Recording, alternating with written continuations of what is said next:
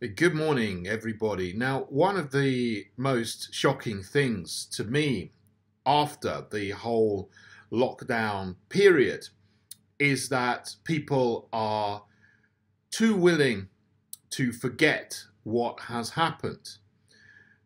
The lockdowns, the injections we've had over the last 2 years have been some of the most terrible times that our country has ever gone through.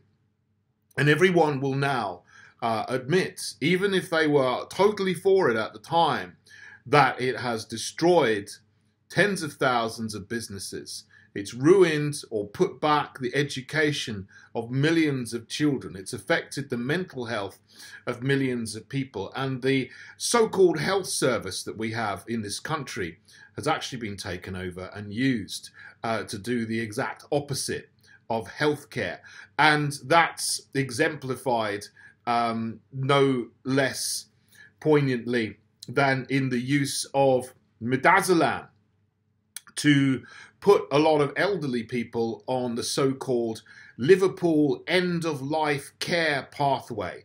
And if there was ever an ironic name for something, end-of-life care, where they're injected with things that are going to end their life and not particularly care for them because water and food and nutrition is withdrawn.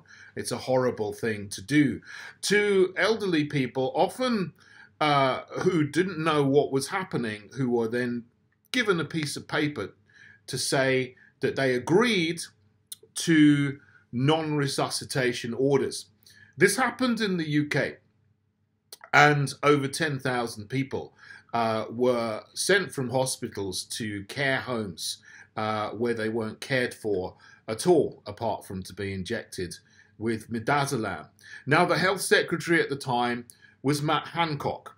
So he was in charge when lockdowns happened, when compulsory masks were brought in, when all of these people were sent to care homes and put on this end-of-life care pathway.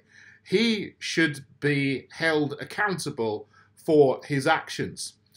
What is quite shocking is that people who say that they are for freedom, that they're fighting for the good and the truth, are often willing not just to turn a blind eye, but to actually take part in the rehabilitation of this person. And this started a few months ago with a podcast.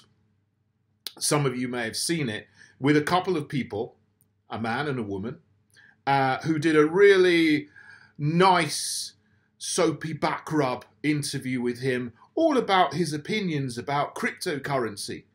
No questions at all about the horrors of lockdown and midazolam that were unleashed on the country when he was the health secretary. That was part of the start of the rehabilitation of this guy.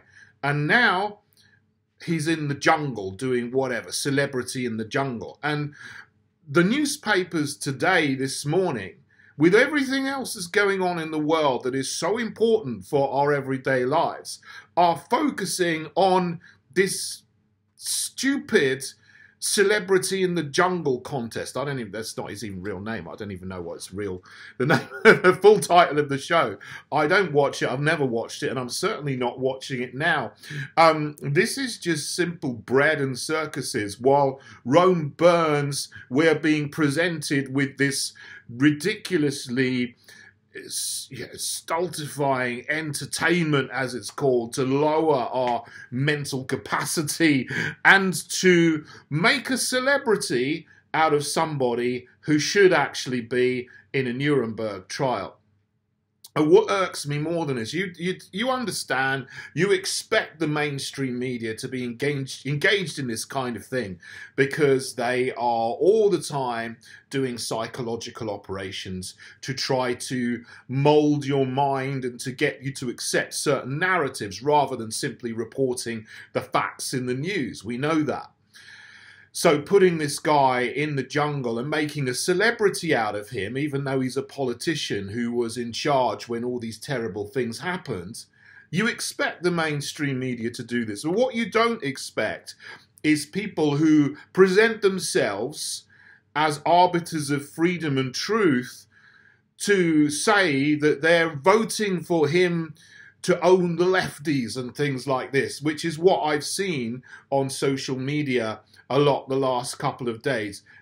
If you really care about this country and remoralizing the country, which has been demoralized, you won't take any part in this Celebrity in the Jungle contest. Certainly, you won't be encouraging people to vote for him because he's supposedly a conservative. Of course, he's not. He's a fake conservative like all the other fake conservative MPs.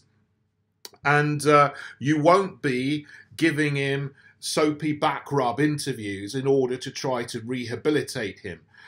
It's quite disgusting and deplorable, the rehabilitation of this guy and his image that is going on. And it is trampling on the memories of the people who died after being injected with morphine and midazolam. So just stop it, please. And let's put him on trial, not in the jungle.